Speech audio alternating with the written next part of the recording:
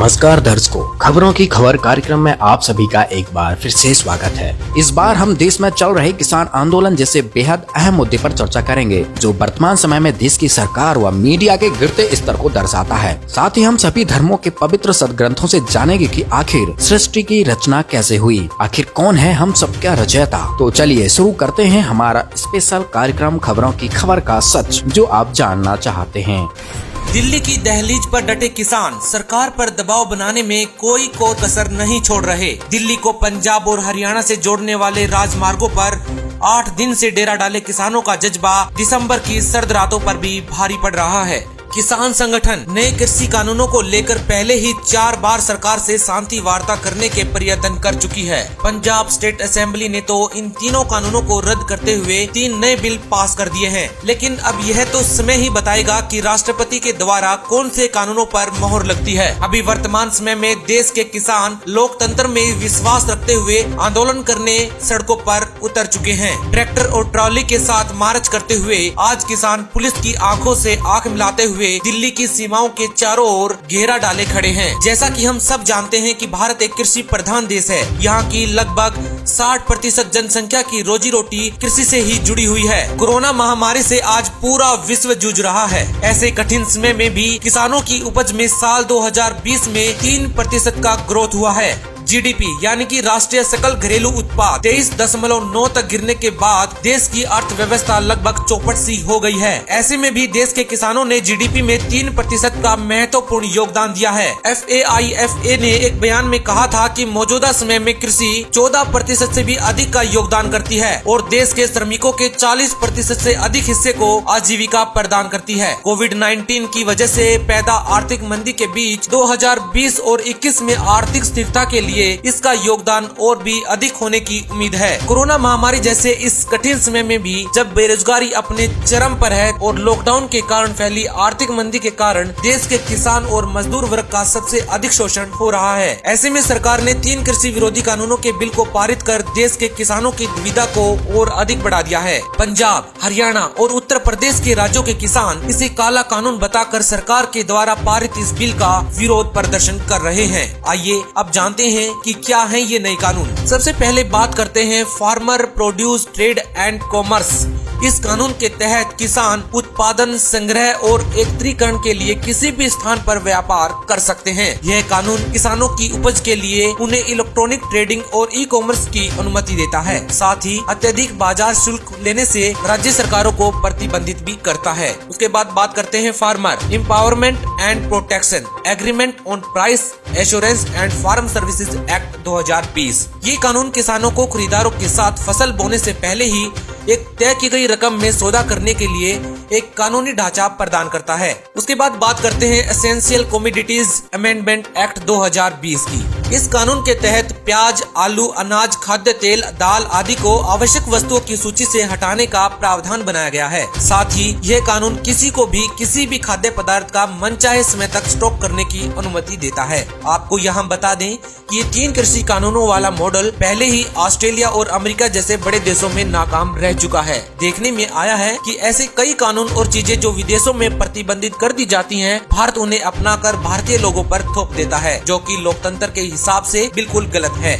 आइए अब जानने की कोशिश करते हैं कि आखिर क्यों देश भर के किसान इन कानूनों के खिलाफ और क्यों वह आंदोलन करने के लिए लाखों की संख्या में सड़कों पर उतर आए हैं। किसानों का मुख्य सिर दर्द है MSP यानी कि मिनिमम सपोर्ट प्राइस। इन नए कृषि कानूनों के चलते किसानों को MSP की कोई गारंटी नहीं दी जा रही। MSP एक ऐसा प्रावधान है जिसके चलते किसानों को फसल बोने से पहले ही अपनी उपज पर एक न्यूनतम रकम तय करनी होगी। किसानों का कहना है कि इस कानून के तहत अब बिचौलिए खत्म हो जाएंगे, जो कि कठिन समय में किसानों के लिए कम ब्याज में कर्ज का साधन हुआ करते थे। साथ ही किसानों का मानना है कि इन कानूनों से धीरे धीरे खाद्य पदार्थों पर भी निजीकरण का असर दिखने लगेगा, जिसके चलते बड़ी बड़ी कंपनी वाले किसानों को पहले से भी कम दामों में उपज बेचने को मजबूर कर देंगे। इन्हीं कानूनों के विरोध में और किसानों के समर्थन में शिरोमणि अकाली दल और राष्ट्रीय लोकतांत्रिक पार्टी ने भारतीय जनता पार्टी से अपना गठबंधन तोड़ दिया है। और फिलहाल ही ये खबर भी आई है कि शिरोमणि अकाली दल के प्रमुख प्रकाश सिंह बादल ने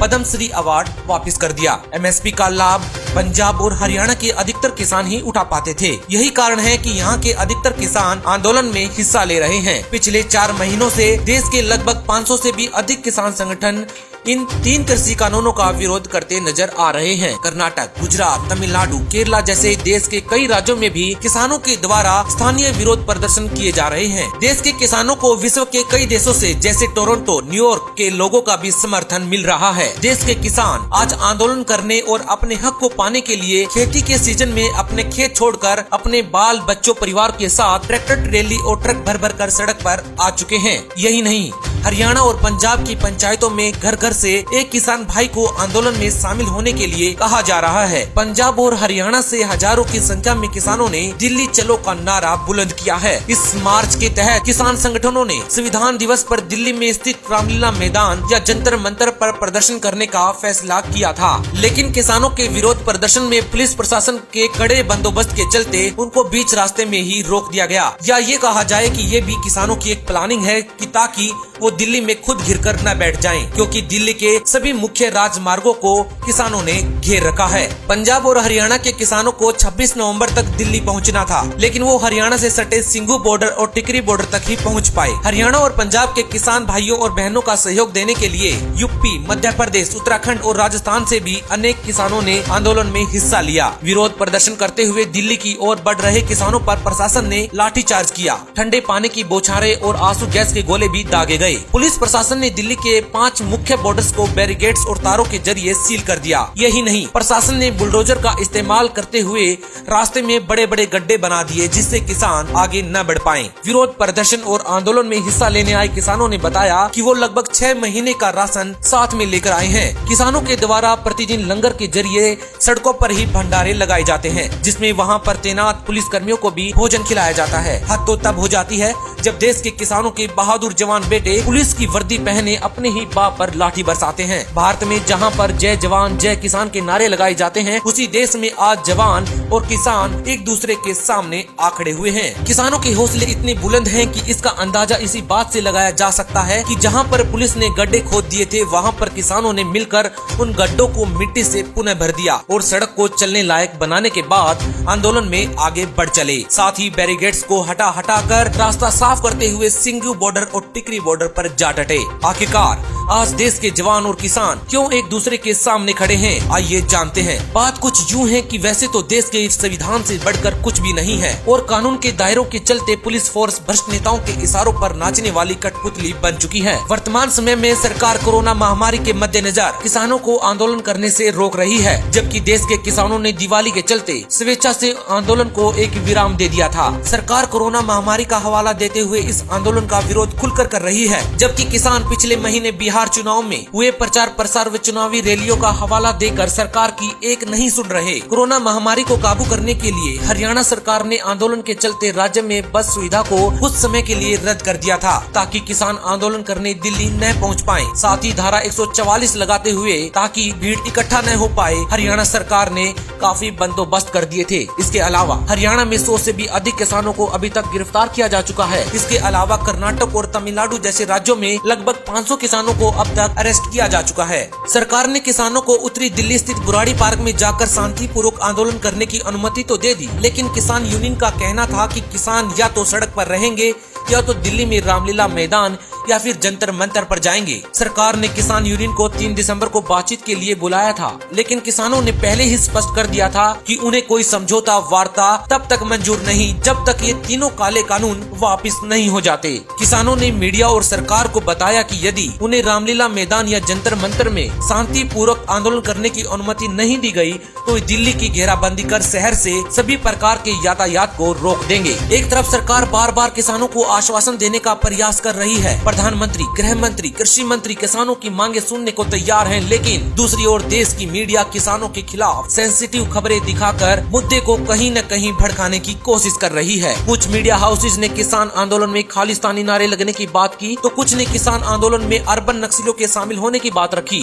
जबकि कुछ एक न्यूज चैनल्स ने देश की जनता की सुरक्षा को ऊपर रखते हुए किसानों के इकट्ठा होने से कोरोना महामारी के बढ़ते खतरे को भी दर्शाया। आपको बता दें कि मीडिया के हवाले से बहुत सी अलग अलग खबरें उड़ाई जाती दिखाती रही हैं, लेकिन किसान आंदोलन में नक्सलियों की मौजूदगी या खालिस्तानी नारे लगने जैसी किसी भी बात की पुष्टि अब तक नहीं हुई है। आपको याद दिला दें कि जब 2011-12 में अन्ना हजारे ने भ्रष्टाचार के विरुद्ध आंदोलन शुरू किया था तो देश की मीडिया ने उनका बखूबी साथ दिया था और तब तक आंदोलन सफल भी हुआ था। आज भी देश की मीडिया को निष्पक्ष होकर किसानों और सरकार दोनों से देश के हित को लेकर सवाल उठाने चाहिए। साथ ही देश के अधिकारियों से सवाल करने चाहिए कि क्या कारण है कि आज हमारा देश एशिया में भ्रष्टाचार के मामलों में पाकिस्तान, चीन और अन्य पड़ोसी देशों से भी आगे निकलता जा रहा है। अब बात करते हैं किसान आंदोलन के चलते सोशल मीडिया पर फैली फेक न्यूज की। ट्विटर और फेसबुक जैसे ऐप्स पर एक फोटो आजकल बहुत ज्यादा वायरल हो रही है, जिसमें एक किसान को फर्जी व पाकिस्तानी बताया जा रहा है। आपको बता दें कि अल्ट न्यूज की फैक्ट चेक ने इस खबर का पर्दाफाश करते हुए बताया कि ये फोटो किसान आंदोलन के पहले की है।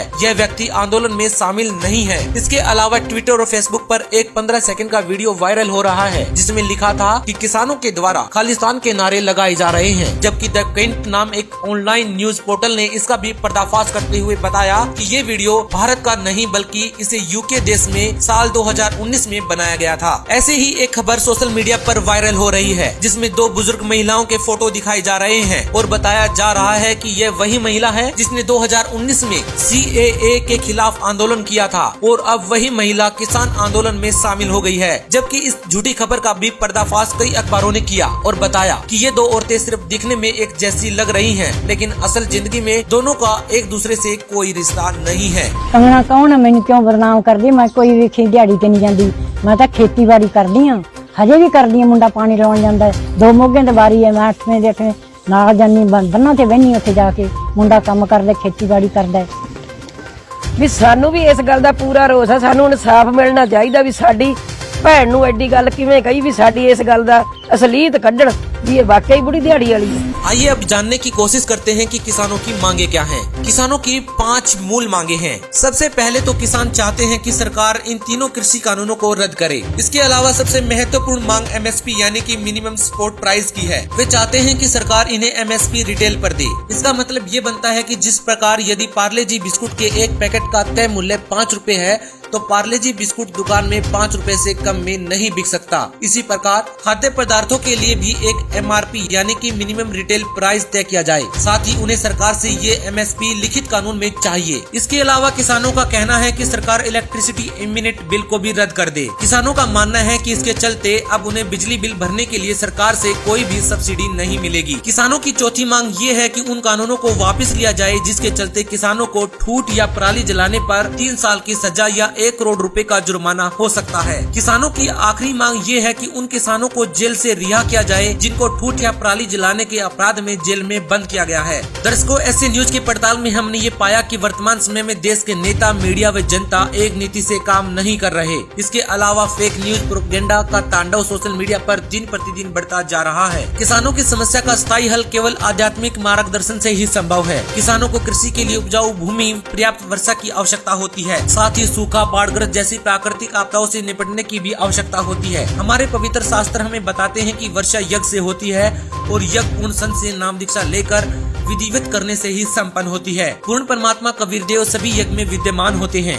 केवल वे ही हमें पूर्ण रूप से लाभ दे सकते हैं। वर्तमान समय में पृथ्वी पर केवल जगत गुरु तत्वदर्शी संत रामपाल जी महाराज ही एकमात्र पूर्ण गुरु हैं जो सभी यज्ञों को सफल बनाकर धरती पर पर्याप्त वर्षा कर सकते हैं। वे जमीन को उपजाऊ बनाकर अच्छी फसल दे सकते हैं। साथ ही पशुधन को बढ़ाकर पृथ्वी को फिर से हरा भरा कर सकते हैं। 100 बातों की एक बात ये है कि आध्यात्मिक ज्ञान के बिना किसानों की सभी समस्याओं का हल नहीं निकल सकता। तो दोस्तों, इस पड़ताल में आपने देखा कि देश में लोकतंत्र के अधिकारों का जनता से कैसे छीना जा रहा है। इस समय केवल भारत देश की सरकार और जनता को ही नहीं बल्कि दुनिया के सभी मनुष्यों को संत रामपाल जी महाराज जी से नाम उपदेश लेकर कबीर परमेश्वर की भक्ति करनी चाहिए, जिससे आने वाले समय में संकटों से बचा जा सके। आज की इस पड़ताल में आपने किसानों से समस्याओं के बारे में हमने बताया। अब शुरू करते हैं दूसरी पड़ताल।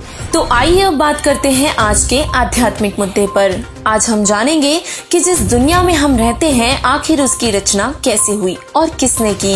हमारी रचना कैसे हुई और आखिर हमारा जन्म और मृत्यु क्यों होता है? तो आइए इन सभी प्रश्नों के उत्तर आज विस्तार से जानते हैं। सभी प्रभु प्रेमी आत्माएं प्रथम बार सृष्टि की रचना को सुनेंगे तो ऐसा लगेगा कि जैसे दंत कथा हो, परंतु सर्व पवित्र सदग्रंथों के प्रमाणों को पढ़कर व देखकर दांतों तले उंगलियां दबाएंगे कि यह वास्तविक अमृत ज्ञान आज तक कहाँ छुपा हुआ था। सृष्टि रचना आज तक एक ऐसी रहस्यमय पहेली बनी हुई थी जिसे समझ पाना किसी के लिए भी संभव नहीं था। कुछ प्रश्न जैसे ग्रह और उपग्रह अपनी कक्षा में लगातार कैसे घूमते हैं? यदि सूर्य आग का गोला है तो चांद इतना शीतल कैसे है? जल, वायु, पृथ्वी, अग्नि और आकाश जैसे तत्वों की रचना किसने की है?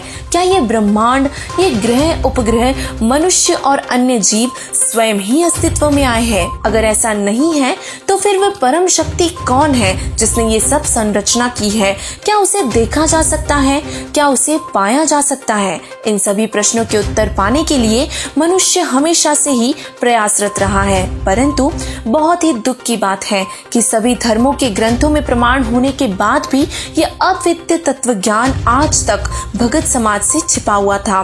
पर अब जगत गुरु तत्वदर्शी संत रामपाल जी महाराज जी द्वारा दिए गए आध्यात्मिक ज्ञान से हम सृष्टि रचना के रहस्य को समझ पाए हैं। तो आइए जानते हैं कि ब्रह्मांड और इस सृष्टि की रचना कैसे हुई। सृष्टि रचना से पहले सिर्फ एक सनातन परमात्मा था जो अपने अनामी लोक में अकेला रहता था। उस परमात्मा का वास्तविक नाम कबीर देव अर्थात कबीर परमेश्वर है। वेदों में उन्हें कबीर देव और कुरान में कबीरन नाम से पुकारा गया है। पूर्ण परमात्मा देखने में मनुष्य के समान है, पर उनका शरीर दीप्तिमान है। उनके एक एक रोमकूप का प्रकाश संख सूर्यों की रोशनी से भी अधिक है। उस प्रभु ने मनुष्य को अपने ही स्वरूप में बनाया है और इसीलिए मानव का नाम भी पुरुष ही पड़ा है। पुरुष का सही अर्थ परमात्मा ही होता है। उसी परम पुरुष के शरीर में सभी आत्माएं समाई हुई थी। पूर्ण परमात्मा कबीर देव अर्थात कबीर परमेश्वर ने नीचे के 3 और लोकों अगम लोक, अलख लोक और सतलोक की रचना शब्द यानी कि वचन से की। यही कबीर परमेश्वर इन तीनों लोकों में 3 अलग अलग रूप में प्रकट हुए। अगम लोक में अगम पुरुष, अलख लोक में अलख पुरुष और सतलोक में सतपुरुष नाम से प्रकट हुए। जिसके बाद सतलोक में सतपुरुष ने विराजमान होकर अन्य रचना प्रारंभ की। परमात्मा ने एक शब्द से 16 द्वीपों की रचना की, फिर 16 शब्दों से 16 पुत्रों की उत्पत्ति की तथा एक मानसरोवर की रचना की जिसमें अमृत भरा। सतपुरुष कबीर देव जी ने अपने पुत्र अचिंत को सतलोक की अन्य रचना का भार सौंपा तथा शक्ति प्रदान की। अचिंत ने अक्षर पुरुष पर ब्रह्म की शब्द शक्ति से उत्पत्ति की तथा कहा कि मेरी मदद करना। अक्षर पुरुष स्नान करने मानसरोवर गया, वहाँ आनंद आया तथा सो गया। लंबे समय तक बाहर नहीं आया। तब अचिंत की प्रार्थना पर अक्षर पुरुष को नींद से जगाने के लिए कबीर देव जी अर्थात कबीर परमेश्वर ने उसी मानसरोवर से कुछ अमृत जल लेकर एक अंडा बनाया तथा उस अंडे में एक आत्मा प्रवेश की तथा अंडे को मानसरोवर के अमृत जल में छोड़ा। अंडे की गड़गड़ाहट से अक्षर पुरुष की निद्रा भंग हुई। उसने अंडे को क्रोध से देखा, जिस कारण से अंडे के 2 भाग हो गए। उसमें से ज्योति निरंजन निकला जो कि आगे चलकर काल कहलाया। इसका वास्तविक नाम कैल है। तब सतपुरुष ने आकाशवाणी की कि आप दोनों बाहर आओ तथा अचिंत के द्वीप में रहो। आज्ञा पाकर अक्षर पुरुष तथा अक्षर पुरुष दोनों ही अचिंत के द्वीप में रहने लगे। यह सब लीला करके परमेश्वर ने बच्चों की नालायकी उन्हीं को दिखाई कि कहीं फिर प्रभुता की तड़फ न बन जाए, क्योंकि समर्थ बिना कोई भी कार्य सफल नहीं होता। फिर पूर्ण धनी कबीर देव जी ने सर्व रचना स्वयं की। अपनी शब्द शक्ति से एक राजेश्वरी शक्ति उत्पन्न की, जिससे सर्व ब्रह्मांडों को स्थापित किया। इसी को पराशक्ति यानी कि परानंदिनी भी कहते हैं। पूर्ण ब्रह्म ने सर्व आत्माओं को अपने ही अंदर से अपनी वचन शक्ति से अपने मानव शरीर सदृश उत्पन्न किया। प्रत्येक हंसात्मा का परमात्मा जैसा ही शरीर रचा, जिसका तेज 16 सूर्यों जैसा मानव सदृश ही है, परंतु परमेश्वर के शरीर के एक रोमकूप का प्रकाश करोड़ों सूर्यों से भी ज्यादा है। बहुत समय उपरांत अक्षर पुरुष ज्योति निरंजन ने सोचा कि हम तीनों अचिंत, अक्षर पुरुष और क्षर पुरुष एक ही द्वीप में रह रहे हैं तथा अन्य भाई एक एक द्वीप में रह रहे हैं। मैं भी साधना करके अपना एक अलग द्वीप प्राप्त करूंगा। उसने ऐसा विचार करके एक पैर पर खड़ा होकर 70 युग तक तप किया। पूर्ण ब्रह्म कबीर देव जी ने क्षर पुरुष से पूछा कि बोलो क्या चाहते हो। उसने कहा कि पिताजी ये स्थान मेरे लिए कम है, मुझे अलग से द्वीप प्रदान करने की कृपा करें। हक्का कबीर ने उसे 21 ब्रह्मांड प्रदान किए। कुछ समय उपरांत ज्योति निरंजन ने सोचा कि इसमें कुछ रचना करनी चाहिए, खाली ब्रह्मांड भला किस काम के। यह विचार करके 70 युग तक तप करके पूर्ण परमात्मा कबीर देव जी से रचना सामग्री की याचना की। सतपुरुष ने उसे 3 गुण तथा 5 तत्व प्रदान कर दिए, जिससे ब्रह्म ज्योति निरंजन ने अपने ब्रह्मांडों में कुछ रचना की। फिर सोचा कि इसमें जीव भी होने चाहिए, अकेले का दिल नहीं लगता। यह विचार करके 64 युग तक फिर तप किया और पूर्ण परमात्मा कबीर देव जी के पूछने पर बताया कि मुझे कुछ आत्माएं दे दो, मेरे अकेले का दिल नहीं लग रहा। तब सतपुरुष कबीर परमेश्वर जी ने कहा कि ब्रह्म, तेरे तप के प्रतिफल में मैं तुझे ब्रह्मांड दे सकता हूँ, परंतु मेरी आत्माओं को किसी भी जप तप साधना के फल रूप में नहीं दे सकता। हाँ, यदि कोई स्व इच्छा से तेरे साथ जाना चाहे तो वह जा सकता है। जब ज्योति निरंजन तप कर रहा था तो हम सभी आत्माएं जो आज ज्योति निरंजन के 21 ब्रह्मांडों में रहते हैं, इसकी साधना पर आसक्त हो गए तथा अंतरात्मा से इसे चाहने लगे। अपने सुखदायी प्रभु सतपुरुष से विमुख हो गए, जिस कारण से पतिव्रता पद से गिर गए। सत कबीर देव ने कहा कि जो हंस आत्मा ब्रह्म के साथ जाना चाहता है वो हाथ ऊपर करके स्वीकृति दे। अपने पिता के सामने किसी की भी हिम्मत नहीं हुई, किसी ने भी स्वीकृति नहीं दी। बहुत समय तक सन्नाटा छाया रहा। तत्पश्चात एक हंस आत्मा ने साहस किया तथा कहा कि पिताजी, मैं जाना चाहता हूँ। फिर तो उसकी देखा देखी में जो आज काल ब्रह्म के 21 ब्रह्मांडों में फंसी हैं, हम सभी आत्माओं ने भी स्वीकृति दे दी। तत्पश्चात पूर्ण ब्रह्म ने सर्वप्रथम स्वीकृति देने वाले हंस को लड़की का रूप दिया तथा उसका नाम आगे चलकर अष्टा, आदि माया, प्रकृति देवी और दुर्गा पड़ा और आगे चलकर इन्हीं सदाशिव, काल और दुर्गा के 3 पुत्र ब्रह्मा, विष्णु और महेश हुए। तो आइए अब सभी धर्मों के सदग्रंथों में से सृष्टि रचना की वास्तविक जानकारी प्राप्त करते हैं। सृष्टि रचना के बारे में सभी धार्मिक प्रवक्ताओं, मार्गदर्शकों, संतों, गुरुओं, काजी मुल्लाओं, आचार्य शंकराचार्यों, संतों, महंतों, मंडलेश्वरों और वैज्ञानिकों ने बहुत सारे सिद्धांत दिए हैं। इनमें से कोई भी अपनी बात को सिद्ध नहीं कर पाया। तत्वदर्शी संत रामपाल जी महाराज जी ही एक सच्चे आध्यात्मिक गुरु है, जिन्होंने सिर्फ जगत के उद्धार के लिए ही प्रमाणों के साथ साथ सृष्टि रचना के रहस्य को भी खोला और समझाया है। उन्हीं के दिए हुए ज्ञान के आधार पर हम हिंदू, सिख, मुस्लिम और ईसाई धर्म के धार्मिक ग्रंथों का अन्वेषण करेंगे। हिंदू धर्म के अनुसार सृष्टि की रचना। वैष्णव संप्रदाय के लोग मानते हैं कि विष्णु जी ने ब्रह्मा की उत्पत्ति की और उसे सृष्टि की रचना करने का आदेश दिया, जबकि शिव संप्रदाय के लोग मानते हैं कि शिव ही विश्व के रचयिता है। इनके अलावा पूरे हिंदू धर्म में परमात्मा को निराकार माना जाता है। वेदों के अनुसार सृष्टि की उत्पत्ति पूर्ण परमात्मा कबीर साहिब ने ही की है। प्रमाण के लिए देखिए पवित्र श्रीमद् भगवद गीता अध्याय 8 के श्लोक नंबर 9, अध्याय 14 के श्लोक नंबर 3 से 5, अध्याय 15 के श्लोक 1 से 4 तथा 16 और 17, ऋग्वेद मंडल नंबर 10, सूक्त नंबर 90, मंत्र 1 से 5 और 15 और 16, अथर्ववेद कांड नंबर 4, अनुवाक नंबर 1, मंत्र नंबर 1 से 7, यजुर्वेद अध्याय नंबर 5, मंत्र 1, यजुर्वेद अध्याय 1, मंत्र 15। इसके अलावा पवित्र सामवेद, श्री देवी भागवत पुराण और श्री शिव महापुराण में भी सृष्टि रचना के प्रमाण है। इस्लाम के अनुसार सृष्टि की रचना। मुस्लिम धर्म के लोग मानते हैं कि सृष्टि की रचना अल्लाह खुदा ने की है और अल्लाह बेचून अर्थात निराकार है। मुस्लिम ये भी मानते हैं कि कुरान अल्लाह का आदेश है। वेदों की तरह ही पवित्र कुरान में भी प्रमाण है कि वो अल्लाह कबीर है, जिसने 6 दिन में सृष्टि की रचना की और 7वें दिन तख्त पर जा विराजा। प्रमाण के लिए देखिए पवित्र कुरान शरीफ के सूरत अल फुरकान 25 के 52 से 59 में।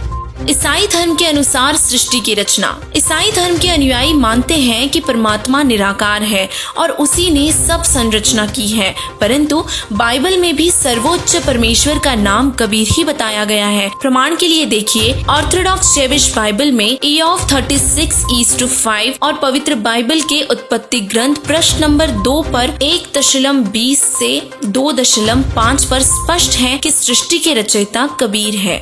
सिख धर्म के अनुसार सृष्टि की रचना। सिख धर्म के अनुयायी मानते हैं कि रब अर्थात वाहेगुरु ने ही दुनिया बनाई है और वे निराकार है। गुरु नानक जी की निम्न वाणियों में प्रमाण है कि सत कबीर ही सच्चा परवरदिगार है, यानी कि पूर्ण परमात्मा है और उन्होंने ही सृष्टि की रचना की है। प्रमाण के लिए देखिए श्री नानक साहेब जी की अमृतवाणी महिला 1 राग बिलावलू अंश 1 राग मारू अमृतवाणी महिला 1 श्री गुरु ग्रंथ साहिब पृष्ठ नंबर 721 राग तिलंग महिला 1 में स्पष्ट लिखा है कि कबीर साहिब ही सर्व सृष्टि के रचनहार है। ऐसे न्यूज की स्पेशल रिपोर्ट में ये पाया गया कि हिंदू, मुस्लिम, सिख और ईसाई धर्म में वर्णित सृष्टि रचना से यह स्पष्ट होता है कि सर्व सृष्टि के रचयिता पूर्ण परमात्मा कबीर साहिब जी ही है। पूरे विश्व में केवल जगत गुरु तत्वदर्शी संत रामपाल जी महाराज जी ने ही इस गुत्थी को सुलझाया है। आप स्वयं भी इन सभी प्रमाणों को अपने धार्मिक ग्रंथों जैसे कि पवित्र वेद, पुराण, पवित्र गीता जी, पवित्र बाइबल, पवित्र श्री गुरु ग्रंथ साहिब, पवित्र कुरान शरीफ, पवित्र कबीर सागर, सूक्ष्म वेद, भविष्य पुराण आदि से मिलाकर जांच कर सकते हैं। पूर्ण परमात्मा की प्रमाणित भक्ति केवल संत रामपाल जी महाराज जी के ही पास है। ऐसे में इस वीडियो को देखने वाले सभी मानव भाई बहनों को चाहिए कि संत रामपाल जी महाराज जी से नाम दीक्षा लेकर सर्व सृष्टि के रचयिता कबीर परमेश्वर जी की सद्भक्ति करके अपना कल्याण करवाए। तो दोस्तों, आपने इस पड़ताल में देखा कि सृष्टि के रचयिता कौन है। अब शुरू करते हैं स्पेशल वीकली बुलेटिन। MDH मसाला कंपनी के मालिक महाशय धर्मपाल गुलाटी का 98 साल की उम्र में दिल का दौरा पड़ने से हुआ निधन। किसान आंदोलन के चलते पंजाब के पूर्व सीएम प्रकाश सिंह बादल ने पद्म भूषण अवार्ड लौटाया और कहा किसानों से छल कर रही है सरकार। अब आम लोगों की जेब पर पड़ेगा भारी असर। मंदी और बेरोजगारी के इस दौर में बढ़ जाएंगे बिना सब्सिडी वाले LPG गैस सिलेंडर के दाम। IOC ने देश भर में सिलेंडरों की कीमत में किया 50 रुपए का इजाफा। ईरान में वैज्ञानिक की मौत के बाद देश की संसद में एक नया कानून किया गया पारित, जिसके तहत अब ईरान में परमाणु केंद्रों पर संयुक्त राष्ट्र की ओर से किए जाने वाले निरीक्षण पर लगाई गई रोक। साउथ फिल्म इंडस्ट्री के दिग्गज अभिनेता रजनीकांत ने राजनीति में एंट्री करने का किया ऐलान। एक्टर ने अपने ट्विटर हैंडल से ट्वीट कर 31 दिसंबर को अपनी नई पार्टी का ऐलान करने की दी जानकारी। लॉकडाउन खोलने के बाद नर्मदा नदी में प्रदूषण का दर बढ़ा। नदी में जल की गुणवत्ता A कैटेगरी फिसलकर से C कैटेगरी में पहुंची। वहीं एम्स के डायरेक्टर रणदीप गुलेरिया ने दिया बड़ा बयान। कहा साल के अंत तक या जनवरी के पहले सप्ताह तक देश में वैक्सीन को मिल सकता है इमरजेंसी अप्रूवल। ऑस्ट्रेलिया टेलीस्कोप में 300 घंटे के रिकॉर्ड टाइम में बनाया गया 30 लाख गैलेक्सीज का नक्शा। ऐसा करके वैज्ञानिकों ने कॉस्मोलॉजी में बड़ी मोहलत हासिल की। केंद्रीय कृषि बिल के विरोध में हो रहे आंदोलन के बीच मध्य प्रदेश सरकार ने लिया बड़ा फैसला। सरकार ने किसान कल्याण योजना के तहत 5 लाख किसानों के खाते में 3 दिसंबर को डाले 2-2 हजार रुपए। कोरोना महामारी के चलते वकीलों को जरूरी सेवाएं प्रदान करने वाले कर्मचारियों की श्रेणी में मानते हुए महाराष्ट्र सरकार ने वकीलों को मुंबई लोकल ट्रेनों में यात्रा करने की दी अनुमति। नामीबिया के चुनाव में एडोल्फ हिटलर नामक शख्स को मिली जीत। चुनाव के दौरान हिटलर की पार्टी को 85% वोट हुए हासिल। इंडोनेशिया के माउंट इली लेवेतलो ज्वालामुखी में हुआ भयानक विस्फोट। करीबन 4 किलोमीटर तक ऊपर तक उठा धुआं। विस्फोट के बाद रेस्क्यू फोर्स द्वारा हजारों लोगों को सुरक्षित स्थानों पर पहुंचाया गया। सरकार ने RRB एग्जाम की तारीख का किया ऐलान। 15 से 23 दिसंबर के बीच आयोजित होने वाली इस परीक्षा के लिए 1663 पदों के लिए किया जाएगा चयन। 2020 में देश की जीडीपी के दूसरे क्वार्टर के आंकड़े आ गए सामने। इस बार देश की जीडीपी 60.5% गिरी है, जबकि पहले क्वार्टर में ये रिकॉर्ड 23.9% गिरा था। वहीं ब्रिटेन ने फाइजर वैक्सीन को किया अप्रूव। अब यूके में अगले हफ्ते से लोगों को कोरोना वैक्सीन का टीका लगना हो जाएगा शुरू। जगतगुरु तत्वदर्शी संत रामपाल जी महाराज जी के सानिध्य में दिखावे, फिजूल खर्च व दहेज के खिलाफ जागरूकता फैलाने के लिए मध्य प्रदेश व राजस्थान में हुए 3 अनोखे विवाह महज 17 मिनट में बिना किसी बाहरी आडंबर के साधारण तरीके से दहेज रहित विवाह संपन्न हुआ। कोरोना महामारी को मद्देनजर रखते हुए इस शादी में सरकार द्वारा बताई गई सारी सरकार की गाइडलाइंस का भी पालन किया गया। आज की खबरों की खबर में बस इतना ही। अब अगले रविवार नए मुद्दे के साथ मिलेंगे। आप बने रहिए ऐसे न्यूज चैनल के साथ, सच जो आप जानना चाहते हैं।